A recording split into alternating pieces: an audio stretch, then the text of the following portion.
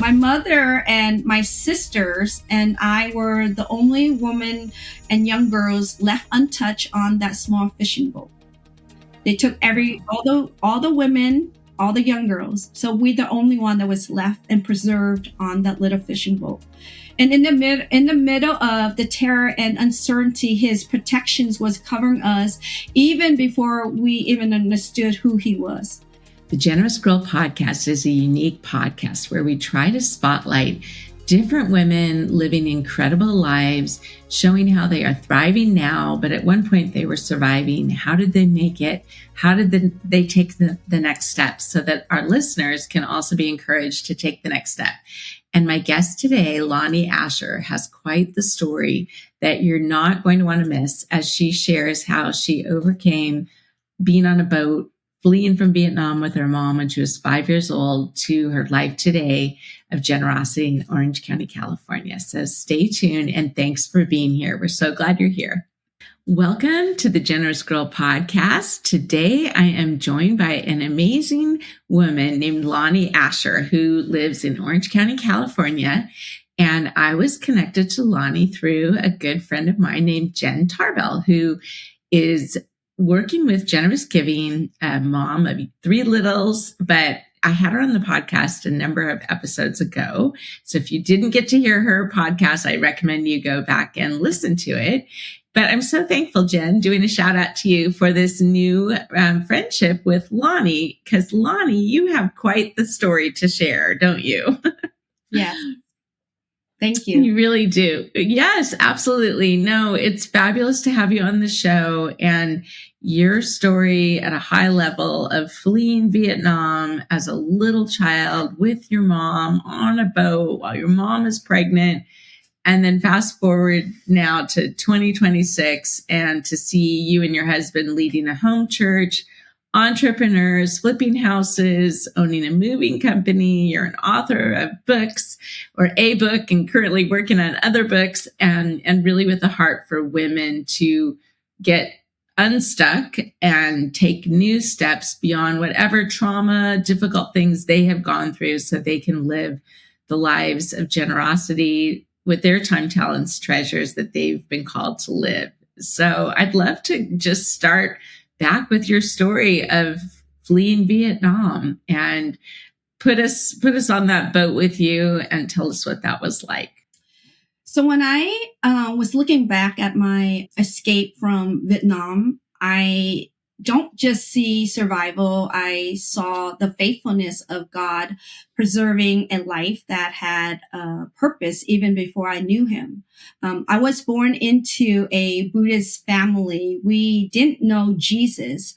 We weren't praying to him. We were simply trying to survive. My family fled Vietnam in the middle of the night on a small fishing boat. We were overcrowded, vulnerable, and with very little food, no certainty, with no control over what would happen next. At one point on the small fishing boat, conditions became so desperate that the men collected their urine mixed with toothpaste and passed it around for people to drink just to survive.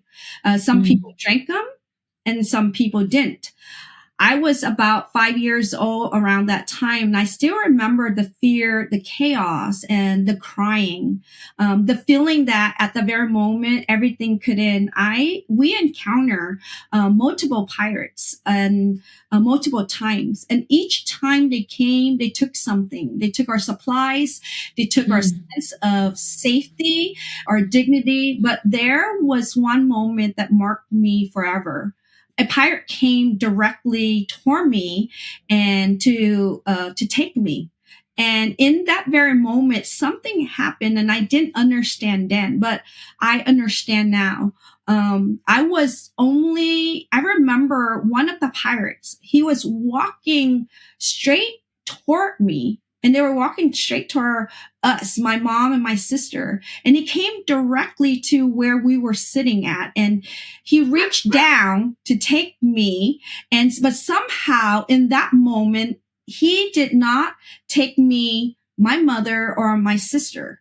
My mother later told me that the woman that was sitting next to her grabbed me from her arms and then handed me over to the pirate as a sacrificing me to save herself. But instead, Wow. it was as if his eyes were blinded. He didn't take me. He grabbed the very woman who offered me to him. He took her instead Unbelievable. of me. It is a miracle. And looking back Mm-hmm. now, I believe that the hand of God was on us before we even knew him, knew his name. Right. My mother, Protecting you. yes, my mother and my sisters and I were the only woman and young girls left untouched on that small fishing boat.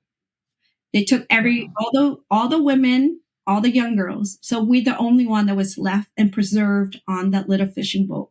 And in the middle of the terror and uncertainty, his protections was covering us even before we even understood who he was. And then hours later, the fishermen came, helped us and bringing us safely into the Malaysian refuge camp. But the trial was not over yet. As soon as we arrived, my mother went into a premature labor. Remember, she was only 7 months. Yes. She was only 7 on that boat, pregnant, in the hot sun. Unbelievable. And there was no hospital, no ICU, no medical system like we think now. People told her that the baby would die and not live. And then once again, my mother, she cried out to this unknown God. She said earlier on the water, they were all crying out to Buddha and they were drifting in the ocean and nothing happened. But then she was crying out to this unknown God. She's like, God, is there a God out there? If there is a God out there, please send us the rain. And she said for like minutes, the rain started coming and it showered them over. And she's like, wait, what is going on? And then she say, when the pirate was walking toward us, she was crying out to this unknown God again. She's like, God, if you save me and my daughters, we will worship you forever. And she doesn't even know what she was saying. And again, she cried out to this unknown God and she said, God, if you save this baby, please save this baby. And surely he did. Save my baby sister. She survived. She lives in San Diego now, have 3 beautiful sons. She has a purpose of her own. At that time, we didn't know God, but now I see it clearly. God was protecting me before I ever call on his name. His hand was on my life before I even know his identity. And his faithfulness is not based on our awareness. His faithfulness is based on who he is. And even in the middle of the ocean, even surrounded by danger, even when people were crying out to the wrong God, the true God was still moving. And looking back, I don't see coincidence. I see divine preservation. Intervention. So you eventually went from the refugee camp straight to California? So we were in refugee camp we stayed in Malaysia for about a year. Then they moved us to the refugee camp in Philippines for another 2 years. And then from there, my aunts in California sponsor us to California. So we've been here since in a couple years. And did your mom meet God in a church experience then for it all to make sense when she came to California, or just kind of over time she understood the God of the Bible? How did that happen? So over time, I believe the people was a church. It's kind of like a mix, a Catholic was there because when we came here, there wasn't much of the Vietnamese community. So the church that sponsor us, they were kind of like a half Catholic. I don't know. They're like practicing kind of like, you could still kind of like Buddha's influenced Catholic or something like that. And so they brought us to church, and my mom was just going to church, but not knowing who God is. We were just going to church, but at home, we're still practicing Buddhism. My mom still, because that was ingrained in her by my grandma, and that's where she came from. So her mentality, her culture, her belief was still in what she knew. And then, so I remember at one point at the age of 16 years old, she took us to a different church, and we were just going to another church that someone invited her. But on the way to church, the car out of nowhere, it was when you're on the freeway, when you're going forward on a California traffic, it was busy traffic. Out of nowhere, this car that she was driving is out of control, and it sprung like crazy, like it was spinning, and it's like you're in an action movie. Everything stopped for a moment, and we were screaming, we were yelling, it's like, Mom, what are you doing? She's like, I'm not doing anything. So we were just crying out to this God, and she was crying. Well, I was like, God, save us. We don't know. We're just calling God, but because we were told God. So at that very moment, we all cried out to God in this car, in the blue Camry, I remember. And it was spinning so fast. But when I was spinning, there's a oncoming traffic on the freeway that while we're looking, it was kind of stopping behind us. It's not coming. And when we were crying out to God, this car turned straight forward ahead around and moved slowly to the side of the freeway. And it parked just enough to where the car is not going to roll over. Because on the other, if the car moved any further over, it would roll over down to the hill. It moved. Wow. It's like an action movie. It's like it's moving so slowly, parked just enough to where, and then right when we parked there, and all the oncoming cars was like zoom, zoom, zoom, zoom, like an action movie. And that's what I remember at that very moment. My mom doesn't know how to speak English. So out of nowhere, there's a man hopped out, knocked on her window and said, I checked your car. Everything is fine. You're good to go. And then he disappeared. But we were sitting there. Our heart was like pounding. And we're like, what just happened? But we didn't even know about angels or anything like that. And then I think that very moment that something registered with my mom and realized that is the God that saved her through on the boat, in the car. That was like 11 years later. Yes. Wow. Yes. So that's the same God. And that suddenly it triggered her. But even then, she did not yet have that relationship. She doesn't have that relationship with him.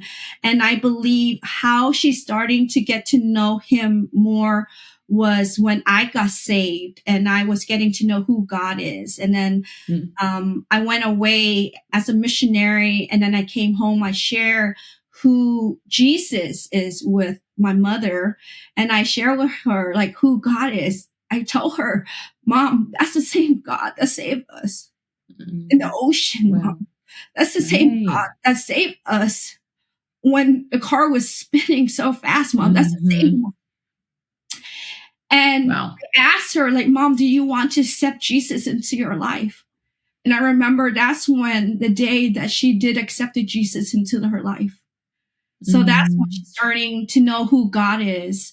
And I have to say, maybe through me, yeah, absolutely. I mean, I know we just have such a brief time together, but I feel like you could write many books with all the things that you have been through. But the reason I think Jen recommended for you to be on the show is you are such a beautiful example of living a generous life. And I want to make sure we camp on that a little bit in terms of, let's fast forward now to 2026 and how you moved from being entrepreneurs with you and your husband, and you have 3 kids now, just all that entails. And yet then you have planted a church in Orange County. And talk a little bit about how, with the income that you received as entrepreneurs, you have funded the church yourselves, and your love of giving back and basically building into other women. So today I live a life of a generosity, not just through what I give, but through who I have become and what I carry. Like you said, I am a pastor of a church, and I I thought my calling was totally something different. Never even thought, not in a million years that I thought that I want to be a pastor of a church. Mm-hmm. I always thought that I want to be a missionary. I told my husband, like, oh, let's go to around the world. This is my passion. And he's like, oh my gosh, you're so crazy. You know, you're like, no, that's not what God has for you. But that's was my passions. And that's what I always thought God going to call me and move me into that. But I am called as a pastor for a church right now. We're located in Orange County, and my life is centered around pouring into people, especially those who feel stuck, broken, or forgotten. Mm-hmm. Mm-hmm. And my Mm-hmm. generation look like this is that I spent time with people who feel like they have no way out. Women who Mm-hmm. feel stuck in cycle, and family who Yeah. feel overwhelmed. People who look fine on the outside, but are struggling on the inside. And I sit with them and I walk Mm-hmm. with them and pray with them and remind them that there is hope. You are not stuck. Right. Your story is not over. When God Mm-hmm. my husband and I to build a church, we made a decision that we didn't just want to have a church. We wanted to have a church that blesses. We already an entrepreneurship. We already a real estate. In real estate, we love to flip homes, and we're currently still doing that. We have a moving company, and when God called us, we choose to use our finances to build His kingdom. Not Mm-hmm. out of pressure. God did not pressure us to do that, but He was asking us and say, this is what I want you to do for me. So will we be in obedience of listening to what God asked of us? So what we did was out of obedience and convictions of God put on our heart. And because we want to see people grow and thrive. And because we believe this, that what God has given to us is not just for us. It meant to flow through us. So we don't Mm-hmm. And just share. we Mm-hmm. share with other people, and we don't just Mm-hmm. believe in blessing people financially. We believe in teaching people how to walk in what God has for them. So what we do is we sow into the church, we sow into the community, we bless the people directly. Mm-hmm. We want the community to know this is the love of God. There is a God out there, the God out there. You know, we actually even built a salon inside a church because there's a purpose for a reason. We want to reach out to the community. We want to bring them in. We want to bless them with a haircut. We want to bless them to go in and shower, put a shower into the church Wow. with the vision. And, you know, we have a visions that we want to reach out to the homeless community. We want to make a meal just for them to come in, not even asking anything, you know, and just to bless the fire stations, the policemen, like the people around us, because they need the love of God. And that's what we wanted to show the community, that this is who God is, you know, the true living God that they're seeking after. It is real. He is real. But we want to teach people too that how to steward what God gives them, how to break out of lack mindset, and how to walk in financial obedience and freedom. And because true generosity isn't just giving, it's empowering others to live blessed too. And that is our core of want to teach people. If God bless us, He can bless you. But you have to know how to store it. And a lot of people doesn't know how. So you have to step in to teach them to that way there is. God does not want you to live in poverty. He does not want you. And the core of everything we do is this, that we want people to come out of a cycle. We want them to break that cycle of poverty, of mindset. You know, we want people to step into identity. We want people to walk in freedom fully. And because I know what it feels like to be stuck. And I know that I am free and we are free and we are tremendously blessed by God over an abundant of an outpouring of Him continuously financing us, you know, with our business, with our family, with the church. He continuously funding us, you know, and we can see the blessing of God on us. And I refuse to watch others stay bound and stuck and thinking that Mhm. our God will not bless me financially. God only bless certain people. And that's not true. That is not true. Right. And when we want freedom, freedom is available for us. I want people to know that God can bless you too. And everything God has given me, my story, my voice, my resources is all about to pull people out of where they have been and into who God created them to be. So we raise leader, we help people who feel trapped begin to see that they are capable of walking in freedom. And we see many families that before they came to us and where they are now, they are thriving. A lot of the church member actually are entrepreneur themselves, and we see them I'm sure. yeah, and they're thriving, they're growing, they're seeing the abundance of what God has for them. And they have to believe that. So, and I believe deeply in equipping and discipling women to understand their true identity in Christ so that they can live whole spirit, soul, and body. Because I learned this, we cannot walk in freedom if you don't know who you are. And part of my generosity is also what I have released into this world is you mentioned earlier is my book. Born with Intention, carry my heart and my journey. Born with Intention is on Amazon right now. Born with Intention is a raw.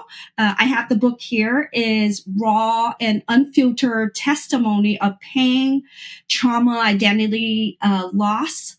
The silent battle that many people carry but never speak about. This is a story about brokenness, feeling lost, rejected, and even questioning life itself. But it is also a story of redemption. And through every wound, every dark moment, and every lie that tried to define me, and one truth remain is that your past does not cancel your purpose. And no matter what you have been through, the trauma, the pain, the confusion, the brokenness, the financial that you don't see, or the thoughts that told you to give up, that things are not possible, is not able. You were never an accident. You were born with the intention. You were never overlooked. So this book is a journey of healing identity, discovering that even in your lowest moments, God will still writing your story. God has a purpose for every single life. And I believe and I want people to know that, not just to hear that, but to believe it and live it out. That's what I really want for them. Absolutely. I remember Rick Warren would often say, God never wastes a hurt. And it's beautiful to hear how you've taken really challenging things that you have been through and turn them into ways of, I want to inspire and help others. And you balance a lot of different balls in the air and you do it so well. But I also want to make sure that in our pre-conversation, we were talking about you wanting to do a shout out for Jen Tarbell's new company and the entrepreneurship aspect of that. Can you share a little bit about her company, Do Love, which people can find at doloveco.com? Yes, I love Jen Tarbell. She's a mom. She has like 3 young little one. And Do Love is more than just a program. It's a movement of love and actions. It's founded by her. Do Love was created to empower women in Kenya by giving them the opportunity to build a better future for themselves and their families. The heart behind Do Love is that the mission is very simple, but very powerful. It's not just to feel love, but it's to do love.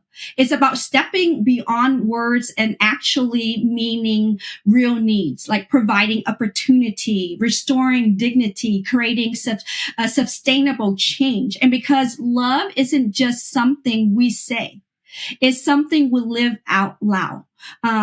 What Do Love does practically is Do Love focuses on empowering women through economical empowerment, helping women develop skill and create income so they can provide for their family. They can become financially independent and they can break that cycle of poverty. So many programs, including they do sewing, craftsmanship, trace. Backpacks, like leather backpacks that are kind of like small diaper bags. Yes. Very high quality. Very, very high quality, very nice. You don't even need to use the bag as a diaper bag. You can use it as a travel bag. It's amazing. My daughter and I bought some sweatshirts from her. The quality is amazing. So that is something it become to sustain the women themselves. And I think doula create a safe place for women so where they can be encouraged, to be seen, to be supported.